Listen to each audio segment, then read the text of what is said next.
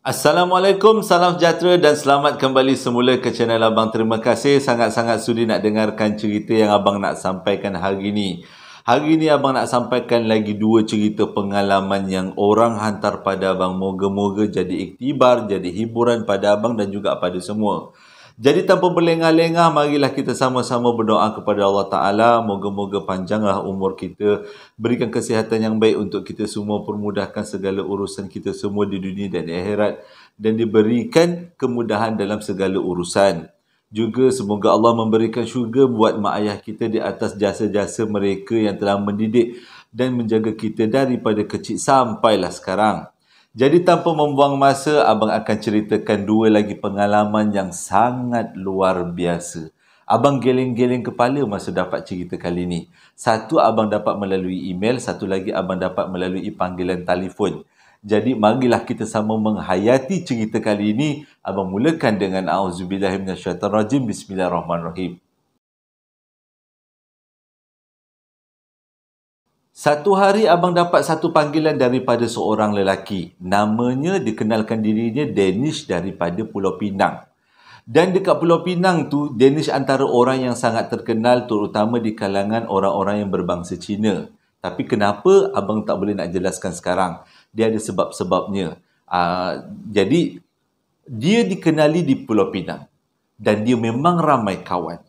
Cuma dia kata, sejak daripada dia belajar, dulu dia belajar dekat Melaka, MMU Melaka. Sejak daripada dia belajar dekat MMU Melaka, sampailah dia dewasa dalam umur 40-an sekarang, dia ada beberapa perkara yang dia memang tak suka buat dan kawan-kawan dia semua tak suka. Kawan-kawan dia tahu yang dia tak suka buat benda-benda ni.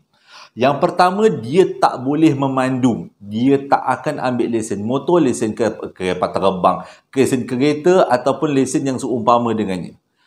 Lepas tu yang kedua, dia tak suka pergi pasar besar. Yang kedua. Yang ketiga, dia tak suka pergi tempat-tempat yang terlalu ramai orang. Terutama kawasan-kawasan tertentu yang macam pasar raya. Dia memang tak suka. Ada juga kawan-kawan dia tanya kenapa Danish tak suka, tapi dia lebih banyak mendiamkan diri, dia tak nak bagi tahu kenapa dia tak suka. Tapi sewaktu dia telefon abang, dia ceritakan kenapa dia tak suka.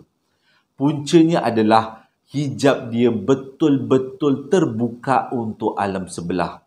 Kenapa dia tak nak memandu kereta? Sebab setiap kali dia memandu kereta, benda Allah tu daripada alam sebelah suka sergah-sergah dia dekat cermin depan. Tengah-tengah bermandu, tiba-tiba muncul makcik rockers duduk buat konsert dekat atas bonet kereta. Lepas tu kalau dia pergi kat pasar pula, pasar-pasar basah ni, macam contohnya pasar jual-jual ikan tu, dia tak suka sebab makhluk-makhluk alam sebelah yang jenis nakal-nakal, dia suka minum-minum darah, jilat-jilat darah dekat kawasan tu. Lepas tu dia tak suka pergi kawasan-kawasan pasar raya. Sebabnya dia kata dekat kawasan pasar raya lebih banyak orang, lebih banyak makhluk tu. Makhluk tu yang kadang-kadangnya liar, ada kalanya yang berdampingan dengan orang yang datang dekat pasar raya tu. Disebabkan hijab dia terbuka, dia bukanlah takut, tapi benda tu suka main sergah-sergah. Kadang-kadang tu muncul dekat sebelah dia. Jadi disebabkan tu dia tak akan buat ketiga-tiga benda ni untuk menjaga keselamatan dia. Lebih-lebih lagi kalau memandu. Dia tak akan memandu. Baik seorang, baik ramai-ramai, dia tak akan buat sebab dia pernah buat dan berlaku kemalangan beberapa kali sebab benda tu muncul betul-betul dekat tingkap depan. Maksudnya dekat cermin depan. Benda tu sangat bahaya.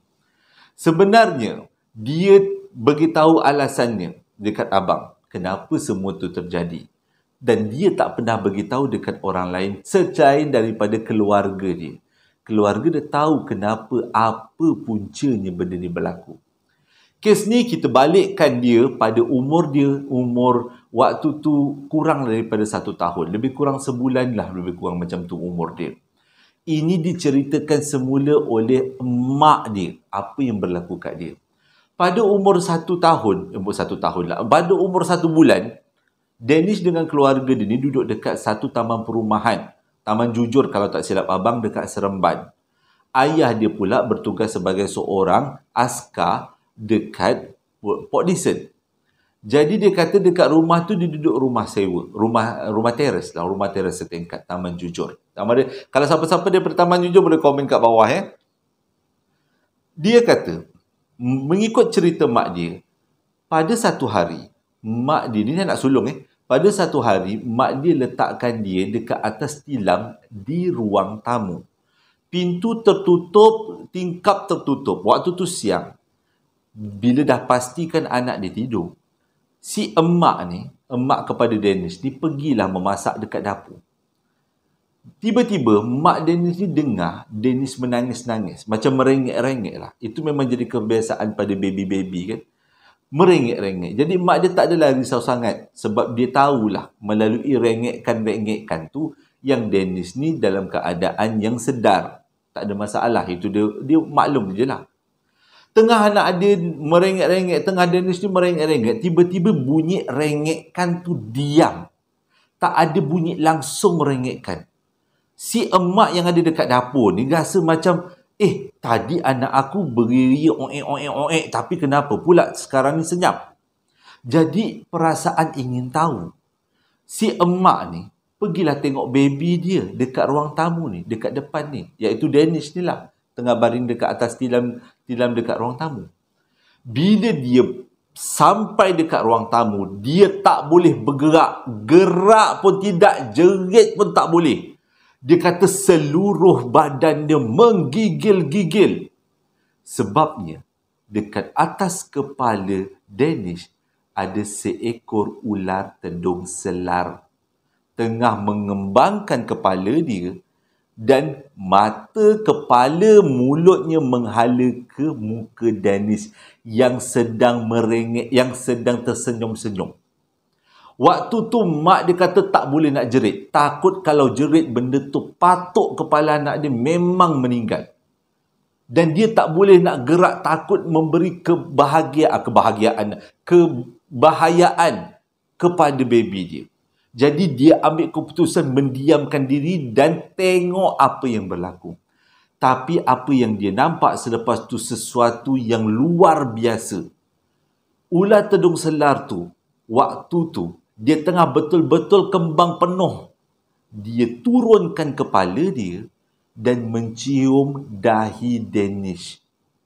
Selepas dicium dahi Dennis sekali, dia angkat kepala balik dan dia terus keluar melalui pintu. Yang pelik, dia kata mak Dennis pada waktu tu, pintu dengan tingkap tutup. Seolah-olah ular tu keluar macam siluman, macam bayang-bayang. Jadi lepas ular tu pergi, barulah mak dia ada kekuatan tiba-tiba menjerit sekuat hati yang menyebabkan segala jenis jiran tetangga, jiran tetangga pun jadi jenis-jenisnya, segala jenis jiran tetangga datang ke rumah tu nak tahu apa yang berlaku. Takut-takut ada perompak, takut-takut ada binatang berbisa ke apa-apa ke. Jadi bila mak dia menjerit, memanggil semua jiran-jiran, semua panggil, datang. Lepas tu mak dia terangkan yang tadi ada seekor binatang ular tedung selar tadi, cuba nak patuk anak dia. Jadi jiran-jiran semua bergotong royong cari kat mana kedudukan ular tu. Tapi tak berjumpa. Puas cari bawah katil, dalam almari, tak berjumpa. Mak dia beritahu ular tu tiba-tiba keluar melalui pintu. Tapi untuk memastikan keadaan betul-betul selamat, sebab itu jiran-jiran tetangga cari dekat dalam rumah. Kalau benda tu betul-betul dah keluar pada rumah, selamat, tak ada apa-apa. Ni takut-takut yang kita nampak keluar daripada rumah, tapi sebenarnya masih ada dalam rumah. Itu yang takut. Lepas cari, tapi tak ada jejak-jejak ular. Akhirnya si ibu ni, dia teringat mak saudara dia. Mak saudara dia ni adalah seorang yang terkenal dekat Pulau Pinang sebagai orang yang boleh tahu kat mana kedudukan barang hilang melalui daripada tarikh dan masa. Dia macam tilik jugalah. Abang pun tak pasti, lebih kurang lah. Jadi dia telefon pada waktu tu, dia telefon pada mak saudara dia dan ceritakan kepada mak saudara dia apa yang berlaku. Sebelum mak saudara dia bagi tahu apa yang berlaku, mak saudara dia cakap apa? ular tu mencium dahi Danish, menandakan hijab Danish akan terbuka. Hijab pun hijab lah, dia kata. Makcik kena beritahu kat saya mana ular tu. Saya nak cari ular tu untuk pastikan dia tak masuk rumah saya lagi. Kalau boleh saya nak pepah dia. Jadi makcik tu bagi tahu, ular tu kedudukannya, dia ada di depan rumah mereka, di bawah satu pokok. Dan di bawah pokok tu ada timbunan-timbunan kayu. Ular tu ada dekat situ. Jadi bila dapat informasi macam tu, teruslah si ibu ni tadi beritahu dekat jiran tetangga yang ular tu ada dekat situ. Jadi jiran tetangga siapkan segala macam jenis senjata, dibongkarlah kayu yang ada di bawah pokok tu. Bongkar, tak jumpa apa-apa. Tak ada nampak pun bekas-bekas ada makhluk berbisa duduk dekat situ. Jadi si ibu ni tadi rasa tak puas hati, dia telefonnya sekali lagi makcik dia. Makcik ni mongak banyak ni, cakap, "Oh tak, cari tak ada." Makcik tu cakap, ini bukan ular biasa. Ini adalah makhluk alam sebelah yang menyamar menjadi ular.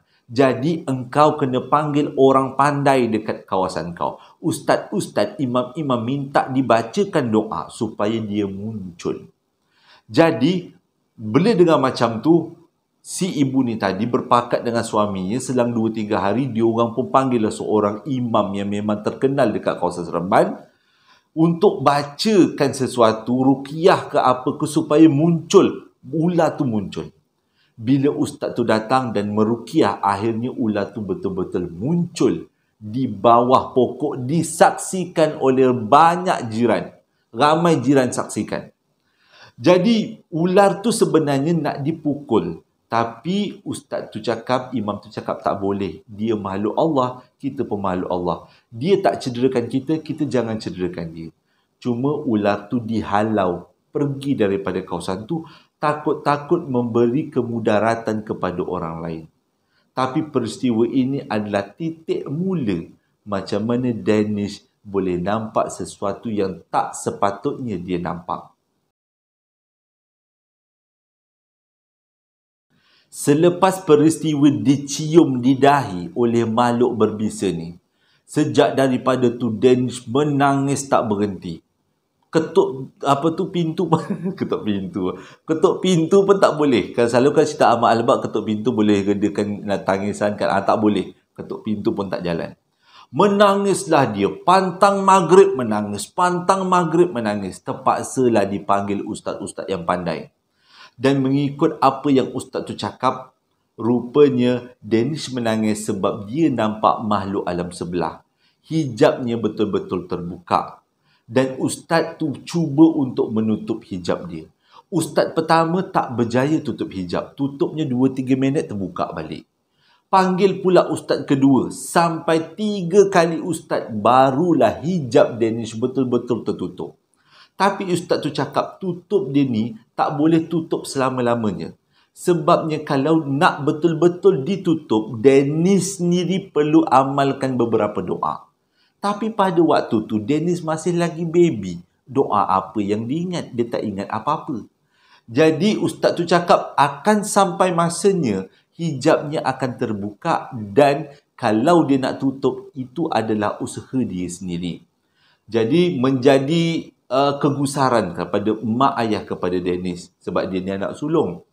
Ada kalanya dia akan seperti bermain sorang-sorang, bercakap sorang-sorang, dan benda ni berlarutan. Ditambah pula sejak daripada dia dicium di dahi ni, dia selalu didekati dengan makhluk-makhluk berbisa lain. Kalajengking, lipan. Kadang-kadang dia kata, mengikut cerita mak dia, dah memang kawasan tu tak ada kalajengking. Sekali selak je bantat, ada kalajengking. Kau main cantik lagi, berkilat kalajengking tu duduk sebelah Danish. Tapi benda-benda ni semua tak mengapa-ngapakan Danish. Dia tak patutnya, dia tak marah, dia tak sengat. Dia hanya datang nak berdekat dengan Danish saja. Termasuk dengan ular-ular kecil. Banyak dijumpa di sekitar tilam, di sekitar bantal Danish waktu dia kecil. Dan benda tu menjadikan mak ayah dia rasa risau. Terpaksalah mengambil langkah berhati-hati yang lebih. Okay. Bila menginjak dewasa, Sewaktu ni Danish berumur 4 tahun. Dia kata pada waktu tu dia masih lagi belum begitu ingat. Tapi mengikut cerita mak dia yang ini berlaku. Pada waktu tu tengah hari, mak dia tengah sidai kain. Dan Danish duduk dekat depan pintu dapur menghadap mak dia yang tengah sidai kain. Tengah-tengah hari buta, tiba-tiba Danish menjerit-jerit. Dia cakap dengan mak dia, "Mak, dekat ada helikopter dekat langit, helikopter. Waktu tu tengah hari. Jadi yang si emak ni pergilah ke arah Danish, nak tahulah apa benda helikopter yang dia maksudkan. Sebab pada waktu tu tak ada pun helikopter melintas. Bila mak dia pandang atas, rupanya Makcik Rockers tengah terbang tengah-tengah hari. Dia terapung dan memandang ke arah Danish. Bila nampak macam tu menggigil seluruh badan si ibu ni tadi, bawa masuk Danish ke dalam rumah. Dan dia intai melalui pintu, nampak benda tu pergi ke pokok, hinggap dari satu pokok ke satu pokok. Ini bukan malam tau, ini siang.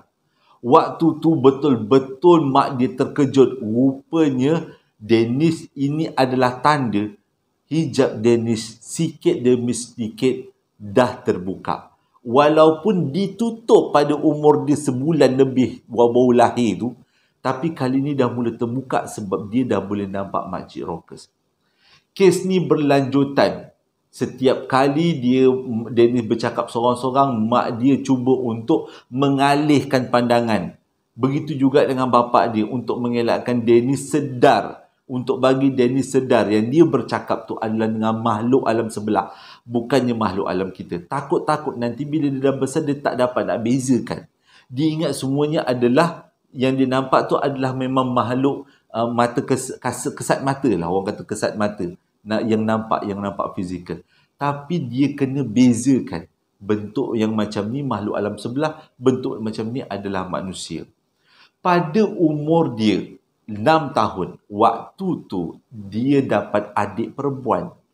Dan dia kata dia dapat adik perempuan, dia memang seronok sangat. Tak ada masalah, dia sangat seronok mendapat adik perempuan. Dan pada satu hari, waktu tu mak dia ada urusan dekat tandas. Urusan kat tandas, bunyi macam serius nak bunyi. Urusan dekat tandas lah. Mak dia ada urusan di tandas. Lepas tu, mak dia pesan dekat Danish untuk jaga adik dekat dalam bilik. Danish pun tak ada masalah, dia jagalah adik di dalam bilik. Di popok-popoknya, adiknya baru lahir, baru sebulan 2. Tengah-tengah dia jaga adik dia, tiba-tiba dia nampak dekat ruang tamu ada bayang-bayang lelaki bertanduk. Lelaki tapi tanduknya macam tanduk, dia kata macam tanduk kerbau.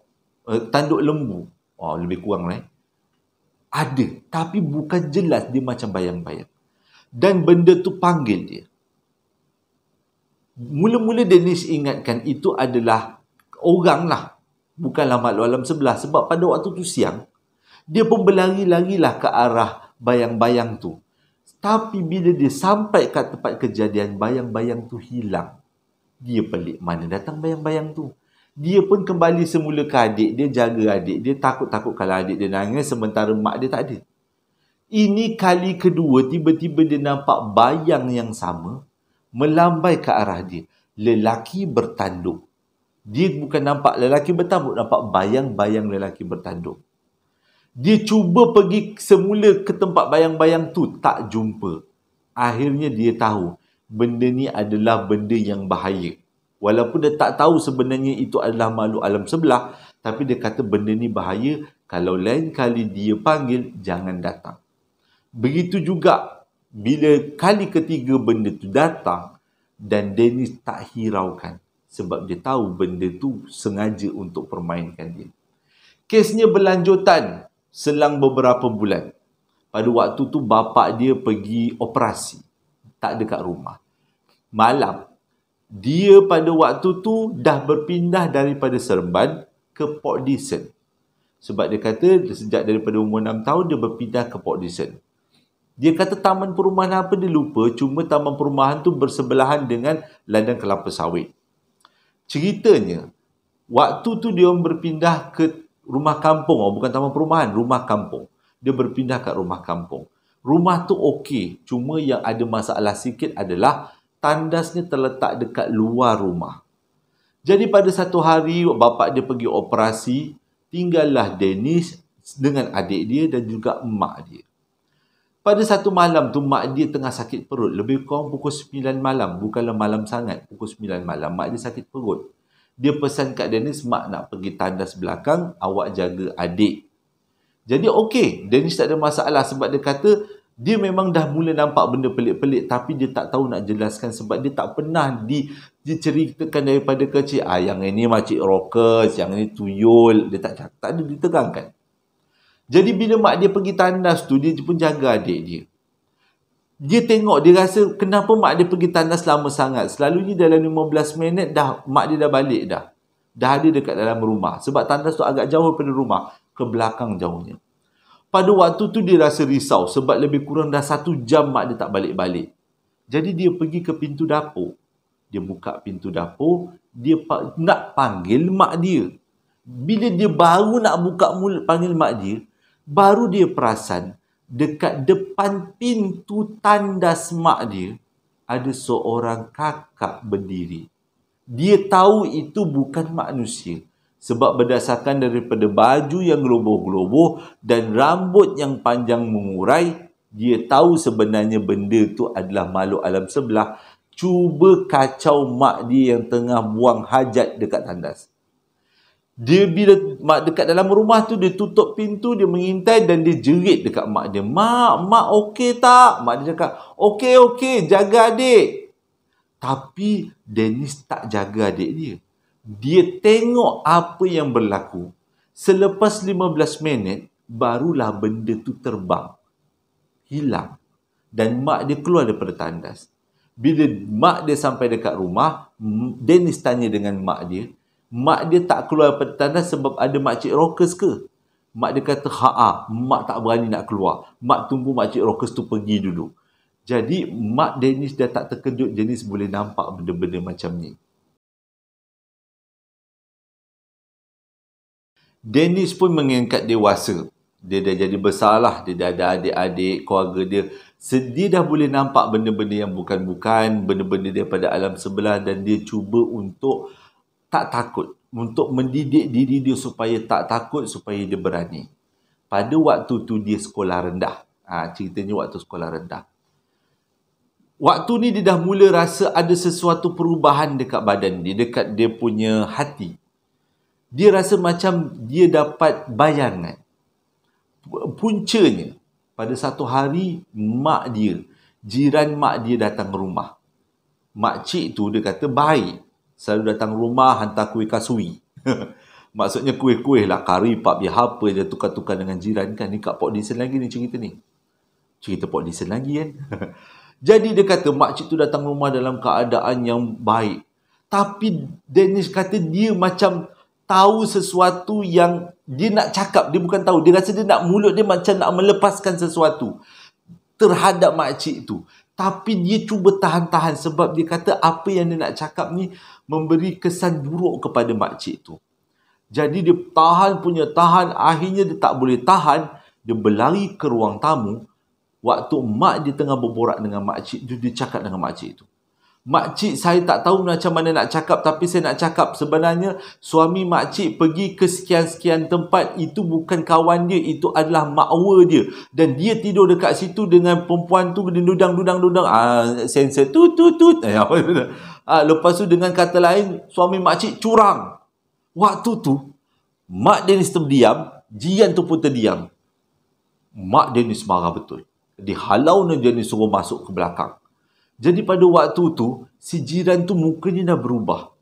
Dia kata, macam mana anak ni boleh tahu yang suami dia ni memang pergi ke tempat, contohnya suami dia pergi KL. Mak dia cakap, jangan ambil risaulah, jangan ambil pusing lah. Itu cuma kata-kata budak-budak, jangan dia ambil. Jangan percaya sangat lah. Kata. Tapi si kakak ni rasa macam tak sedap hati. Jadi lepas bersalam-salam balik, benda tu tamat dekat situ je. Esok petangnya, makcik tu datang balik, menangis-nangis sampai bengkak-bengkak mata. Waktu tu Dennis tengok daripada jauh.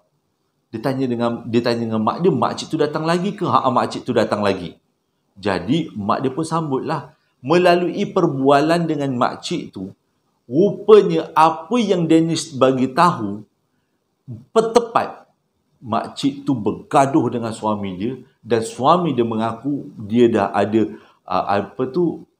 kita panggil markah dengan lain. Makwa lah dekat KL.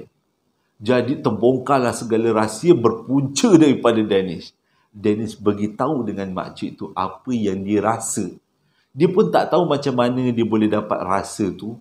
Kalau dulu abang ada cerita, ada seorang kakak ni kan, makcik Jenny kan, dia punya dahi dicium, dipatuk oleh ular dalam mimpi, dia dapat bayangan tentang kematian orang yang meninggal bawah daripada umur 55 tahun. Tapi kali ini Danish pula, dia punya kelebihan adalah dia boleh tahu orang tu curang atau tidak. Macam abang lama dapat. Dia kata dia tak tahu nak explain macam mana. Dia bukan baca mentera, dia bukan apa, tapi macam gerak-gerak hati dia. Jadi dia tanya juga dengan beberapa ustaz. Rupanya dia kata itu adalah kesan daripada akibat hijabnya terbuka.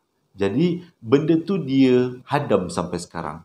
Dan dia tetap tak boleh bawa kereta, dia tetap tak boleh bawa motor, tetap tak boleh pergi pasar besar, pasar basah, sebab dia kata dia tak suka. Semakin dia pergi tempat-tempat macam tu, semakin dia tak suka dengan manusia. Sebab dia kata memang ada manusia-manusia yang memang sengaja ambil pendamping-pendamping tu hanya untuk melariskan perniagaan. Dan dia kata dia dah tak percaya dengan kebanyakan orang. Nampak baik alim, tiba-tiba tengok kat belakang ada pendampingnya. Dia pun tak tahu nak cakap macam mana. Dan itu adalah pengalaman Danish, macam mana abang ceritakan hari ini, akibat daripada patukan ular.